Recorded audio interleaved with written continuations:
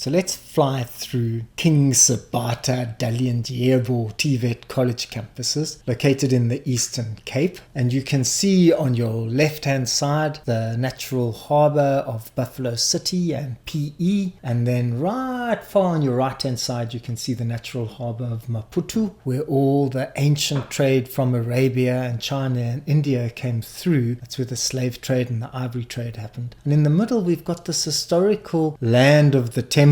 And Chief Sabata Dalindyebo was one of their most respected leaders. So we're going to try and tell the story through him and what happened to him over the 20th century, because it's also the place where you have Nelson Mandela and Walter Sisulu being born, and it's also the place of Kaiser Mthatha, the great exploiter of the apartheid system to a point where he tried to gain power for himself through the Transkei and effectively tried to challenge the leadership of Sabata Dalindyebo. So there's a whole complex story over here. As we fly in, the first thing I want you to look for is the two big rivers in which this area is located within. On your left, you've got the Umgazi River, and on your right, you've got the Mthatha River, which we're going to fly straight in and through. Now, that historically is the division line between Eastern and Western Pondoland, and just recently, the Western Pondoland chief has sold some of the territory supposedly illegally. It's not really going to happen. He sold it to the Chinese so they can set up a fishery, so they can start to plunder our fishing resources. Not that they're not doing that already. So this issue of chiefs, we're going to kind of have to interrogate quite critically as we go through this. Now, the first TVET campus we're visiting is the Umgazi campus. And just briefly to say, I've been blown away by the astonishing splendor of this terrain. It offers office administration, water and waste treatment, and it offers business management. But I did chuckle when I was going through the website and reading about it, because KSD's own website says something like this. This is located in a place of tourism and maritime riches, and it should be doing programs offering tourism and hospitality and maritime and environmentally related programs, but it doesn't. So it was quite interesting to read that. Now we're pulling out from Umgazi and we're going to the Laborde campus. It's very poor. 85% unemployment in the area, seriously struggling with issues to do with poverty. Now, this campus offers the NCV in engineering and related design. You can do safety in society. And it also offers Artisanal development program, which I think is a really important development that DHET's been working with. Basically, the idea is rather than the students rocking up, doing some kind of qualification and not being able to get a job, what's happened is government, business and the TVET colleges have come together. And it's like a 3-year program where what happens is the TVET does the theoretical component. They either then help with the practical component or they get someone in the area to help do the practical training. And then crucially, the students get employed by a company where they actually practice and learn the skills to actively become an artisan and then qualify. And the government's offering all sorts of tax relief. You basically get a 50% cut in your costs if you do employ one of these artisans. So there's real hope that that intervention is going to make a difference, both with the nature of the skills that TVET colleges are offering and the nature of employment students can find. Now I'm pulling out quite deeply and backwards so we can get a sense of the contrast between that deep rural, and now we're going to the Mthatha campus, which is located in the old historical capital of the Transkei, and we're flying over the Mthatha lake. But what I want you to look for is on your right you'll see the Mthatha airport. Now that airport used to be called the Kaiser Mthatha airport. Kaiser Mthatha, the leader of the Transkei.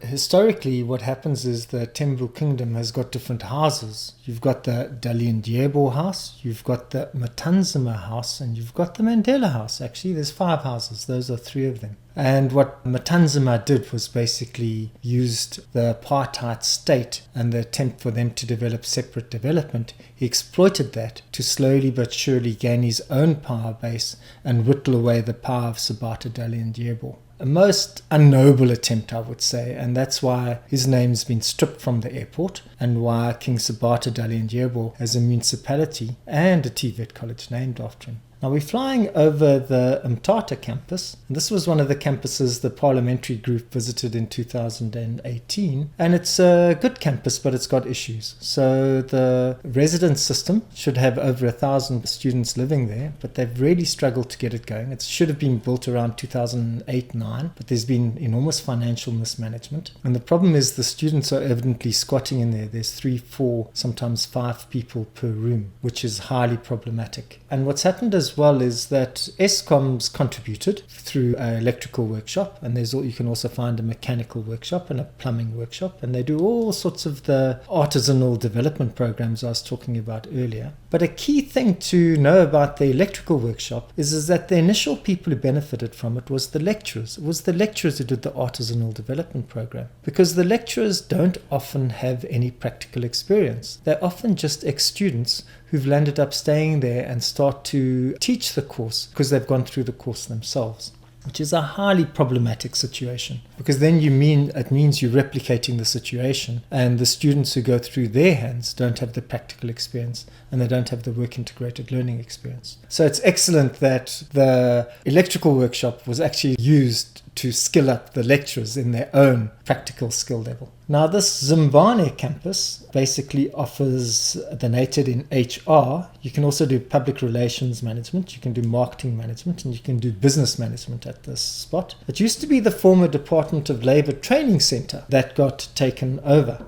Now I'm going to pull out over this area, and as I do, I want to start to set up some of the history and the struggle that's gone on in the Tembu kingdom to try and make sense of the difference between, on the one side, King Sabata Dalindyebo, on the other side, someone like Mthatha, and on the third side, someone like Mandela. And it's quite nice to start off by taking a look at the Nkobo campus, which we're flying to now, because actually that was the birthplace of Nelson Mandela's first wife, Evelyn Mase. Walter Sisulu was also born there, by the way, as was A.B. Zuma, one of the old presidents of the ANC. So it's got an enormous historical value to the place. It's incredibly beautiful, caught between these circle of hills, and the town itself is reputed to be incredibly beautiful. The campus itself basically does NCV in primary agriculture, which I think is really important for this kind of area. It does office administration,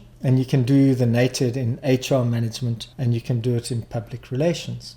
And I often wonder what a TVET college in this kind of a zone should do. Should it do a program which enables the person who goes there to contribute to the local community through some kind of skill that's needed? Or should it be a place that gives you a kind of a qualification which enables you to leave and go into a city and find work, find an occupation which is more highly paid and offers you a different life? And I think that's a key area in a place like this. Now, this whole area, as we pull back, you'll see, was also the birthplace of Nelson Mandela. So you've got Walter Sisulu, you've got Oliver Tambo a little bit further down, and you've got King Sabata Dalindyebo staying in this area as well. And interestingly enough, just to say that it was Sabata Dalindyebo's elder brother who looked after Nelson Mandela when he was younger, when his own father died. So we're flying over those areas. I've marked them for you on the one side. And we're going to fly through to the Ntobokozuku campus.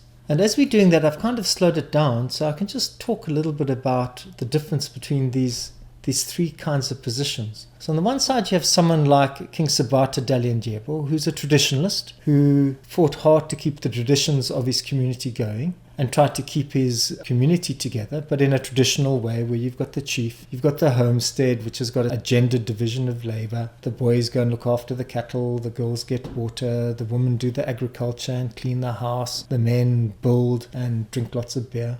And then on the other side, you've got someone like Kaiser Mthatha, who was an exploitative person who took advantage of whatever the current conditions were. And we have that even today operating. You've got big companies who are destroying the environment, but they offer all sorts of possible employment with lots of money. Are you a person who kind of exploits that kind of space and does that kind of work? Or are you someone like Nelson Mandela, whose vision is to actually transform the conditions that you're within to address inequality, to not step away from learning a specialization. Nelson Mandela was an excellent lawyer, but at the same time to have a transformative vision of justice which you're working towards as a part of your vision. And I think those three positions actually catch some of the tensions of what the KSD TVET College campuses are going through. And so here we have the Ntabozuku campus. Now it's at Kora, or Elliotdale as it used to be called, and it's not too far from the Nkanya Beach and from the Haven Beach Resort, which is also along the Wild Coast. It's got a good student residence. It started to make slow progress in the placement of students, although there's not too many industries they can go to in the area. It does education and development, it does transport and logistics, human resource management, and financial management. So let's fly to the Wild Coast, one of my favorite places in the whole of South Africa. You got these huge and gorgeous rivers with backpackers where you can stay cheaply. That's the Kora River. You've got Hole in the Wall with its astonishing waves coming crashing through the mountain. You've got Coffee Bay with all sorts of exotic and interesting things you can do there. You've got the Mthatha River, which runs all the way up to Mthatha, and then nestling just on the eastern side, you've got the beautiful Mdumbi River, which is absolutely secret and astonishing, and there's a backpackers, you can stay there as well if you want a cheap holiday. And just on the other side of that we get the Umgazi River, and on the Umgazi River is our last campus. This campus does do things like hospitality. It does do travel and tourism. That's on the NCV. And then in the native program itself, it offers hospitality management and tourism management. But you know, there's subsistence fishing going on here. There's subsistence agriculture going on here. And I can't help but feel that those kinds of programs would be really worthwhile in an area like that. So let's get one final vision of the KSD TVET colleges with the Mthatha River running right down the middle of this land, going all the way up to Mthatha, named after the Mthatha tree, which actually when you cut it, it makes you sneeze. So it's often called sneeze wood. You use the bark for snuff, and you can use it to actually put it on warts. And so you have Mthatha, the main city of the King Sabata Dalindyebo local municipality, and also the capital of the OR Tambo district municipality, with the Mzimvubu River as your natural boundary on the left-hand side with Port St. John's, and then on your right-hand side you've got the Umgazi River forming a natural boundary as well, with KSD College trying to work all these contradictory logics between traditional chiefs and old historical homeland leaders and the birthplace of our many revolutionary leaders like Oliver Tambo and Nelson Mandela.